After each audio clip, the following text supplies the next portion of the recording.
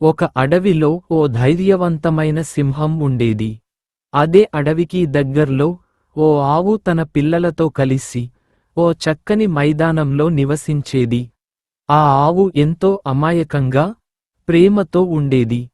ఒకరోజు ఆకలితో ఉన్న సింహం ఆ ఆవును పట్టుకొని తినాలని అనుకుంది. అది దూసుకొచ్చి ఆవును భయపెట్టింది.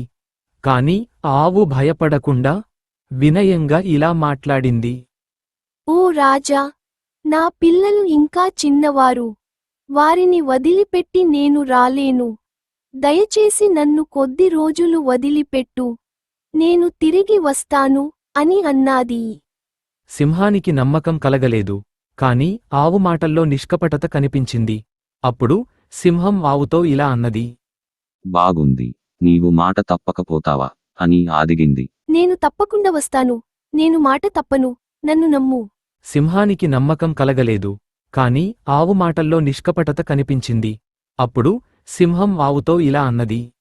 సరే, నువ్వు వెళ్ళు. ఒకవేళ నువ్వు రాకపోతే నేనే నీ దగ్గరకు వస్తాను. అప్పుడు నీతో పాటుగా నీ పిల్లలని కూడా తింటాను. ఆవు ఎంతో సంతోషంతో తన పిల్లలు దగ్గరకు వెళ్ళిపోయింది. కొన్ని రోజుల తర్వాత ఆవు తన పిల్లలను కాపాడి నిశ్చయంగా సింహం దగ్గరకు తిరిగి వచ్చింది. అది చూసి సింహం ఆశ్చర్యపోయింది. నీలా నిజాయితీగా వ్యవహరించేవారు చాలా అరుదు. నీ నీతి నన్ను ద్రవింపజేసింది. నేను నిన్ను తినను. నువ్వు హాయిగా నీ పిల్లలతో జీవించు.